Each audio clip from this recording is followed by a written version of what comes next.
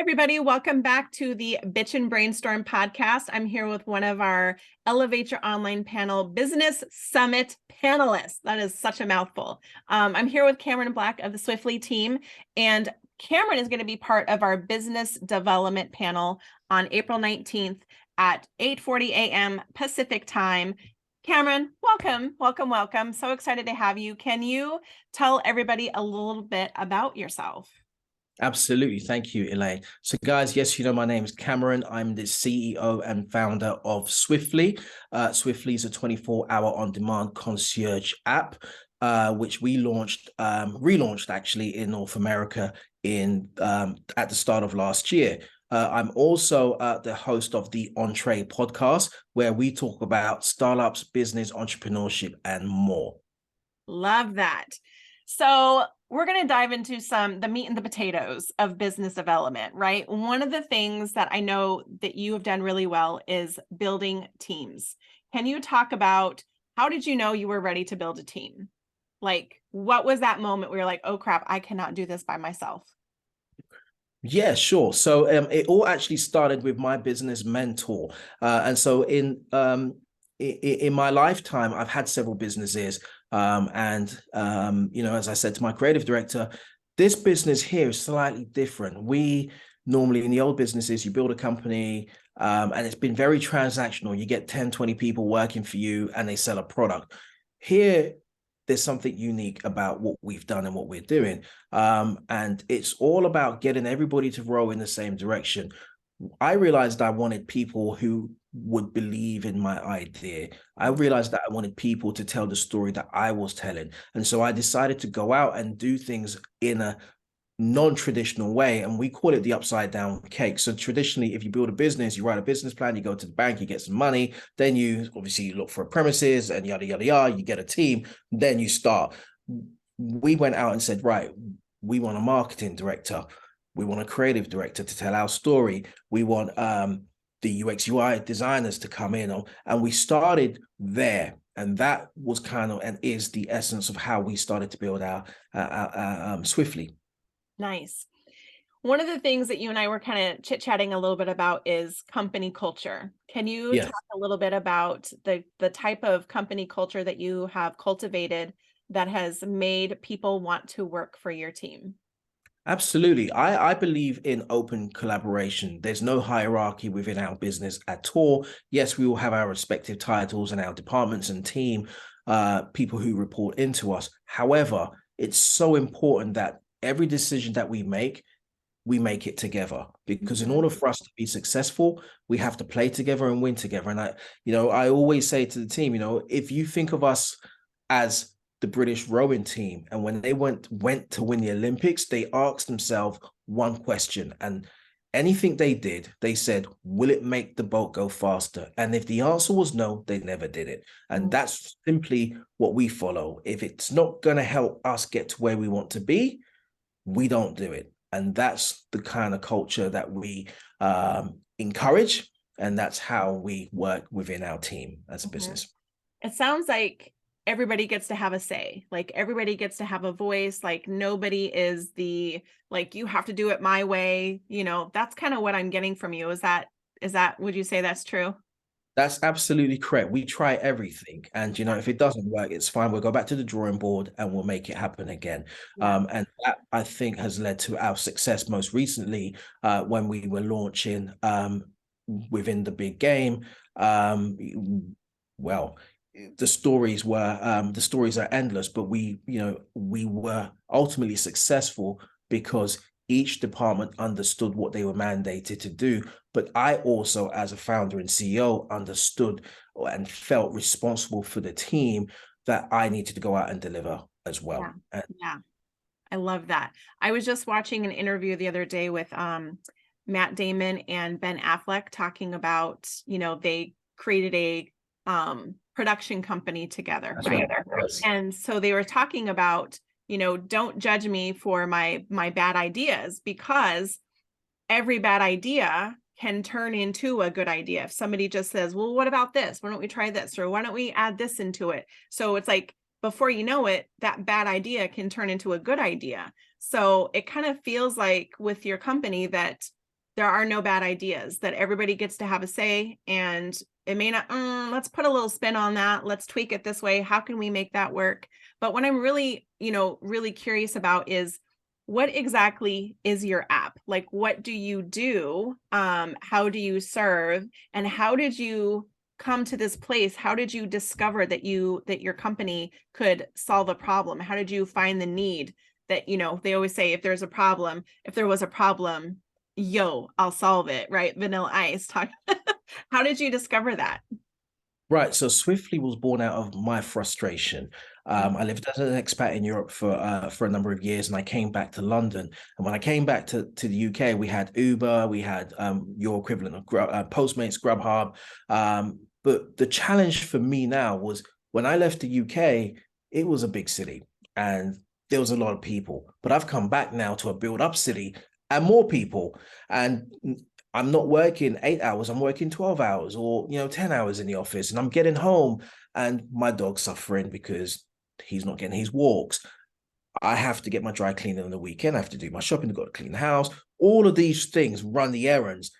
We now have Amazon, and all these deliveries need to go back as well. And so one day I just screamed and I said, look, wouldn't it be a great idea if we could have someone that could do all of these things? I could free up my time and do something else. And that's where Swiftly came from. And so I quite quickly quit my job, and with no experience at all in the logistics industry, just went at it. And I made, we call them lessons, right? So I made a mess of it all. So within the space of 6 months, I had ridden off 3 transit vans. I could tell, brand new Mercedes transit vans, running them off, all of this, lost contracts, franchise kind of cancelled. But what I realized was that there was something out here in the city of London, and that was, people needed a problem to be solved. Someone needed their shirt picked up from Oscar de la Rente, or, Elaine needed someone to pick up her groceries, but also her dog's in the vet right now and she can't leave the office and she's screaming, why don't I get your dog for you, get your groceries, meet you back at your house? And I did this myself. We got to some really good revenue numbers, and then we realized that, hey, we got a company here. So we decided to build the first rendition of an app. And we launched sort of March into 2020, just a few days before the big lockdown. So we've had all this momentum. I've come back from the US, having conversations, and I have no company. And I had crowded a lot of assets into personal assets, into investment into this. So I put my hand in my lap and I said, well, hey, you know what? Let's just sit tight and see what happens. After COVID, I realized that there'd been a lot of people in the business that had tried to do what we wanted to do, but they didn't do exactly what we wanted to do. And everybody went after low-hanging fruit. So when we started doing grocery shopping, as a real true example, Uber wasn't doing it. And I can say that as a fact. Uber wasn't doing it. The Deliveroo's, there was nobody. So when I went into one of the largest supermarkets here in London, I said, here,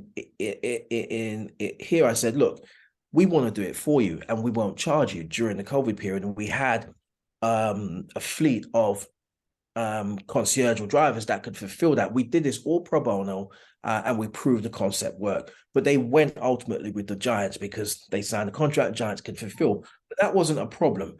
What we decided to do was relaunched our business in North America.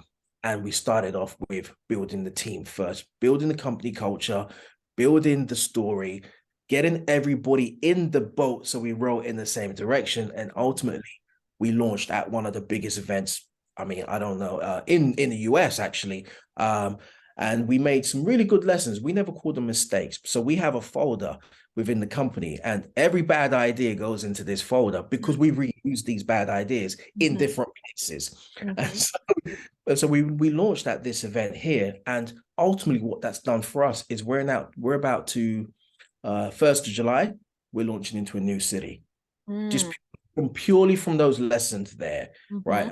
And we now have high profile ambassadors within our business, which we never even set out to do. So the story always changes within the setup of a startup, but it always changes for the good. So there's never a bad idea. You just got to have the courage to ultimately continue to do so. And the decision, as you mentioned, mindset, and having everybody row in the same direction and Mhm. never dictating. So you got to listen. We got 2 ears and 1 mouth for a reason. And I try to practice that as much as possible within our company. I love that. I also do not believe in failure or mistakes. I believe in lessons. And the biggest lesson, I should say, the story of resiliency that always keeps me going is the story of the Dyson vacuum cleaner, because Yes. he made over 5,000 prototypes and basically learned 5,000 ways that it didn't work. Right. But Exactly. he kept going, because you can learn from everything that didn't work. You can learn something and you just keep trying, keep trying, keep trying. And I think, part of, as we are growing and developing our businesses, is that we try it once and we think, oh, that didn't work, and we give up. Right. Yeah. And instead of just tweaking it and trying it again. And so I, I get that sense that is something that is really important to your company, is that we try it and, well, crap, that didn't work. Let's try it this way. That resiliency is what's going to keep you going. So, Exactly.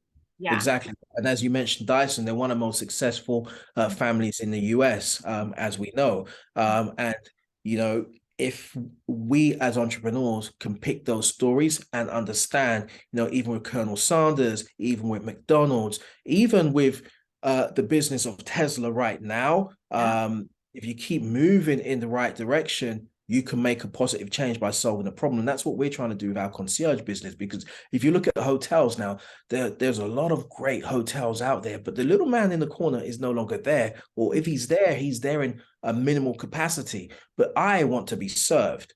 So I need 24-hour on demand, because I need you to tell me where the best restaurants are, get me into the best theaters, get me a shirt. I've just flown into town, as we talked offline.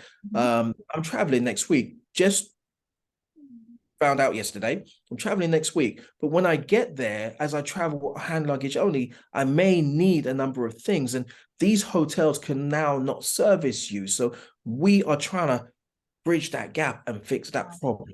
Yeah, I love that. So you mentioned you're launching into a new city. Which city is it? We're moving into Ohio State. So Okay. Cleveland and Columbus, right? It's 1 July. And the team are preparing for our great launch, and hopefully we might see you there as well. Wow, how exciting. Very, very cool. Well, I really appreciate you taking the time to come and share with us a little bit about your story and your company. And I cannot wait to hear all of the amazing stuff that's going to come out of this business development panel. One of the things that we are talking about is, mindset is super important. That's the first thing we always talk about. But the next thing is the foundation of your business. If you do not have a solid foundation of your business, it's going to fall. So be sure to tune in, and we're going to be talking about all things business development. And I really cannot wait to have you a part of the conversation. So thank you so much. Yeah, you're very welcome. And before you let me go, one thing I just want to add to this is, everybody listening and watching, what you must remember is business development isn't about finding your customer. It's about starting from the ground up, just like you said, Elaine, and being able to tell that story, building the team. And ultimately, once you can fit all these puzzles together, your customer will come. And that's why I have my creative director, Paul, on with me, because he is, our storyteller behind the scenes. Yeah, I love that. Paul, you want to come on, dude? Come on. Don't be shy. Okay. Yes, here I am. Thank you, So Cameron, for that. That was very generous. tell us a story. Tell us a story. Well, the story was I actually saw Cameron on an online platform. I was intrigued. It was a unique opportunity for me for professional growth and development. And what I really liked about Cameron is he was willing to talk, and there was no application. It was just, let's have a chat.